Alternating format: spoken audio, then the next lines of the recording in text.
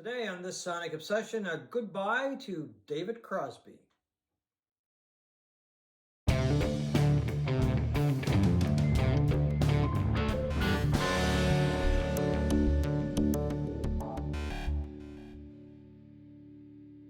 Hi folks, I'm John Whidden and this is my friend Steve McLeod. And something that is becoming all too regular for us on this Sonic Obsession, saying goodbye to some of the greats when it comes to music, popular music. This time, David Crosby. Yeah, this is the second in what, a week? A week or so, yeah. Jeff Beck. Yeah, it's a regular occurrence, and it's going to be a regular occurrence until all our heroes are gone. And it also gives you a shot of your own mortality, which is kind of this. It's a double sad thing to lose guys who we looked up to, but we're not that far apart. No, and we're going to go too sometime. Well, right? We think. Hopefully, anyway. not in the middle of one of these. Not in the middle of this show. Anyway, but it's sad. It's sad to see Crosby go. But I really got to tell you, I'm surprised he lasted as long as he did. Yeah, because there were issues. He's had medical issues for years. And I mean, he got a new liver, I'm not sure. In the 1990s sometime. Yeah, and drug abuse, that alcohol, I believe, over the years. But the fact that he lasted until he was 81, that's kind of surprising to me. What about you? Yeah, I mean, when you think of somebody like Jeff Beck, who died last week, and he was, for the most part, a clean living person. Right, yeah. And then somebody burns the candle at both ends, and he lives to be 81 anyway. He was part of two of the biggest groups in music history, in the Byrds, the first American group to sort of take on the Beatles and the British invasion. Yeah. And then Crosby, Stills, Nash and Young, who became this massive stadium act in the early 1970s. Yeah, well, of course, before that was Crosby, Stills, and Nash. Yeah, remember. Not quite as big, though. Not as big, and I don't think as good. No. Some people are going to argue with me on that, because some people just didn't like Neil Young joining and still don't like Neil Young. Oh, I mean, to me, that put them over the top. Oh, me too. Yeah. I mean, this is a good album, but to me, it's nothing like this. Deja Vu is a great album. Deja Vu is one of the great albums of all time. Yeah. And the difference in the two of them is Neil Young. Neil Young, yeah, brought his rawer sound to the group. Yeah, but I mean, David Crosby was an incredible singer. That he was. Yep. A great harmonizer. Yep.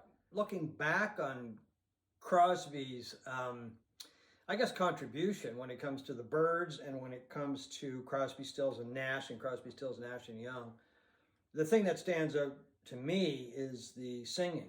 It was his voice and the voice and in harmony with the other singers. Particularly right? Graham Nash. Yeah. Yes, exactly. Because they did a lot of work together as just a duo, right?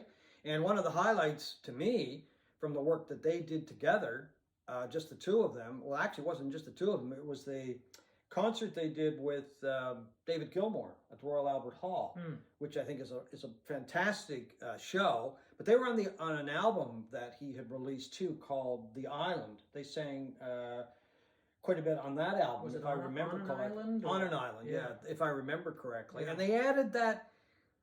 I don't know. It was. It was a beautiful sound. That kind of fairy dust that they sprinkled over all of their recordings, really. Yeah. Because of their incredible harmonies. And that's what they added to some of the work that they did, as a duo, and of course working with other people. But I mean, he was also a producer. He produced Joni Mitchell's first album. I didn't know that. Yeah, he produced it, and he produced the Byrds reunion album that they made back in the 70s, an album a lot of people don't like. I happen to really like it. I've actually got a copy of it right here. The Byrds. It brought the members back together. It's not a great album. I enjoy it, but he produced that, and he produced, as I said, Joni Mitchell's first album. So he had his fingers in a lot of different things over the years. I don't really remember him as a songwriter. Well, I do to a certain extent, not a little bit. Yeah, like I love. I almost cut my hair on Deja Vu, or almost cut my hair rather. Didn't he also do? He wrote Deja Vu on that album. And on the first album, Crosby, Stills, and Nash, he wrote Wooden Ships Yeah. with Paul Kantner and Stephen Stills. Because that Wooden Ships was actually on this album, and then the Jefferson Airplane recorded it on Volunteers, because Paul Kantner was a member of Jefferson Airplane. Guinevere was one of his, yeah. He did Triad, which I think was about a threesome or something. And, yes, it was. And one of the reasons that he ended up leaving the Byrds caused a lot of friction. That song did. But Wooden Ships, I prefer the Jefferson Airplane version over that version. That's good. Long time gone from that first album as well. Yeah. So, but primarily, I remember him as I will remember him as a singer. His voice was remarkable and meshed with Graham Nash. It really was captivating. I mean, it was beautiful.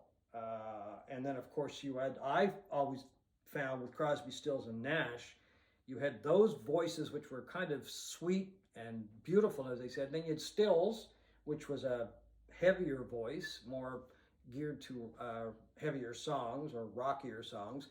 And then when Mr. Young joined, I mean, you had a real mix there, right? Which was almost impossible to beat as far as singing goes. And they were, one of the first super groups with Cream and that sort of thing. But they just became such a massive commercial success. Oh, I know. This tour in 1974, this is the box set, the Blu-ray audio box that came out a few years back. They were selling just massively large shows. I mean, look at the yeah, well, that was one of those first big tours, right? Yeah. I mean, and it was in the summer, and they were mostly outdoor shows. I remember they played Toronto and they played Varsity Stadium, and sold that out. And they were just an incredibly huge band, but like any band that have outspoken people like David Crosby, that's his other sort of downfall. Yeah. He just would speak his mind, and it created so much animosity in every band he was ever in. Yeah, exactly. Yeah. And this was no exception. And of course, Neil Young, who just went from one thing to the next. These guys could have sold so many more albums if they'd stayed together, but they never did. They had Deja Vu as the foursome. And that was it. Well, it just didn't seem... Well, they did come out with that other album years later. Oh, yeah, the reunion, which I hated. Which wasn't very good. Yeah, was it American Dreamer or something? Yeah, something like that. They couldn't get along. I mean, the personalities were too strong. I mean, Yeah. And, getting to Crosby's personality, because you really have to touch on that. Yeah. I always thought that he was just arrogant, self-centered. Which is oddly what he said about Neil Young. He said, he said Neil Young in 2021 was the most self-centered and self-obsessed person I've ever met.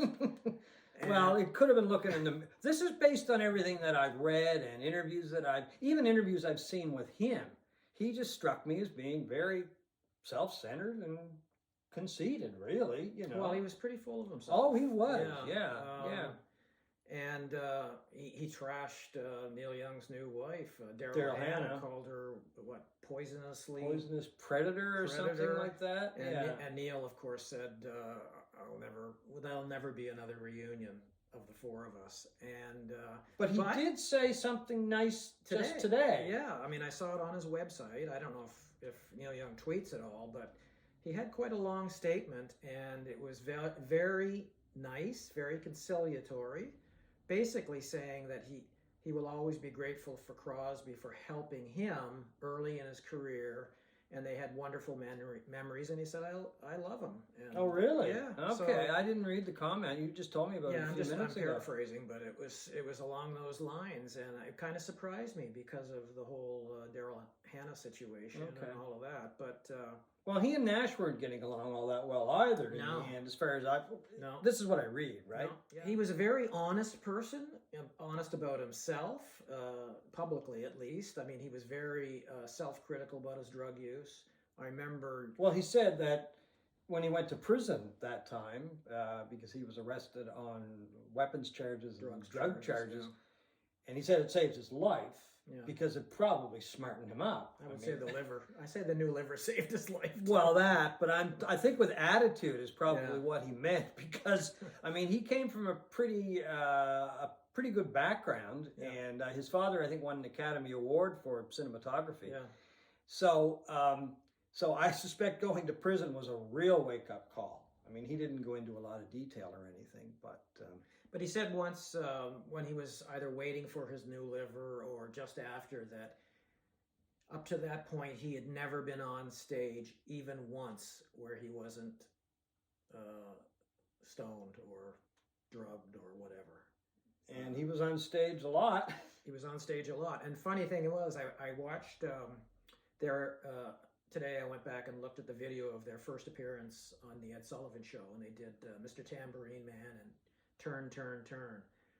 And if David Crosby wasn't stoned during that performance, I'd be shocked. Okay, well, that's another thing that caused dissension in the Byrds is when they were at Monterey, and he went on about the Kennedy assassination and was going on and on and on, and they were really upset. The other guys in the band were upset because they just didn't want to be making political statements. So that caused some dissension as well.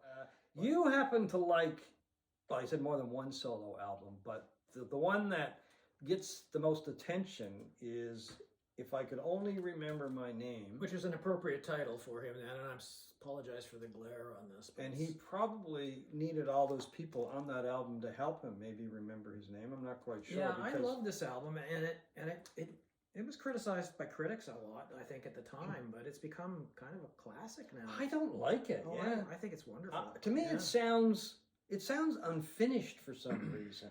It's got that beautiful feeling to it. It's very, I guess, I don't know. It's got a wonderful vibe to it, but it just doesn't seem like it was finished. Well, there were a lot of people working on it. Yeah, It was kind of a who's Grace Slick, Jerry Garcia, Neil Young, I think, is on it. Jack Cassidy. Jack Cassidy from Jefferson's Airplane. Yeah, it was kind of the Laurel Canyon community that were Bill Kreutzmann from the Dead, Greg Rowley from Santana. Oh yeah.